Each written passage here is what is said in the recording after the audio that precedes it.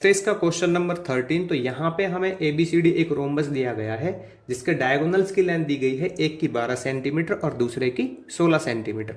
तो हमें यहाँ पे इस रोम्बस की हर एक साइड की लेंथ फाइंड आउट करनी है। ठीक है, तो देखिए यहाँ पे मैं लिख लेता हूं कि जो ये है ना मेरे पास BD, ये कितना होगा, तो BD यहाँ पे छोटा डायगोनल है इसलिए ये होगा 12 सेंटीमीटर के इक्वल। और जो AC है यहाँ पे ये बड़ा डायगोनल है तो ये होगा इसके 16 सेंटीमीटर के इक्वल। अब यहाँ पे जो डायगोनल है वो एक दूसरे को बाइसेक्ट करते हैं, तो इसलिए जो BD का हाफ है वो क्या हो जाएगा, जब मैं इसका हाफ कर रहा हूं तो इसका भी हाफ हो जाएगा। ठीक है, और जब मैं यहाँ पे इसका हाफ कर रहा हूं AC का, तो इसका भी हाफ हो जाएगा। ठीक है, ये मैंने इसलिए लिया है कि जो डायगोनल है वो एक दूसरे को बाइसेक्ट करते हैं, सिर्फ इसलिए।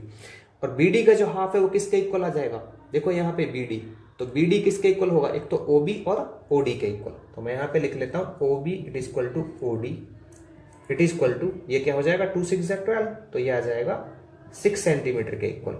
ठीक है, और यहाँ पे AC किसके इक्वल होगा, ये होगा OA और OC के इक्वल। तो यहाँ पे देखिए OA it is equal to OC, ये किसके इक्वल आ जाएगा 8 सेंटीमीटर के इक्वल।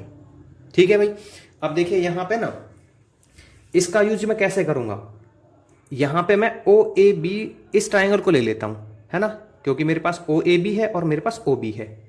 OA तो यहां से और OB यहां से, तो ये जो ट्राइंगल है ये बन गई एक राइट ट्राइंगल, क्योंकि जो डायगोनल से रोम्बस के वो एक दूसरे को 90 डिग्री पे बाइसेक्ट करते हैं। तो मैं यहां पे लिख लेता हूं इन राइट ट्राइंगल AOB। ठीक है, AOB।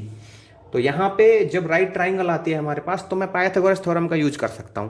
तो यहां पे क्या हो जाएगा AB it is equal to, ये हो जाएगा AB का स्क्वायर ले लेता हूं, ठीक है ना, क्योंकि हाइपोटेन्यूज का स्क्वायर होता है इसके बेस के और एल्टीट्यूड के इक्वल, एल्टीट्यूड के स्क्वायर के इक्वल। तो बेस का यहां पे क्या हो जाएगा OA का स्क्वायर एंड ये हो जाएगा OB का स्क्वायर। हाइपोटेन्यूज कैसे पता लगाते हैं हम, जो राइट एंगल के अपोजिट में होती है। तो राइट एंगल के अपोजिट में ये साइड है तो ये हाइपोटेन्यूज हुआ। ठीक है, मैं यहां पे लिख लूंगा बाय पाइथागोरस थ्योरम, ये आप लिख लोगे यहां पे। ठीक है, तो AB कितनी है यहाँ पे, AB तो मुझे फाइंड आउट करनी है।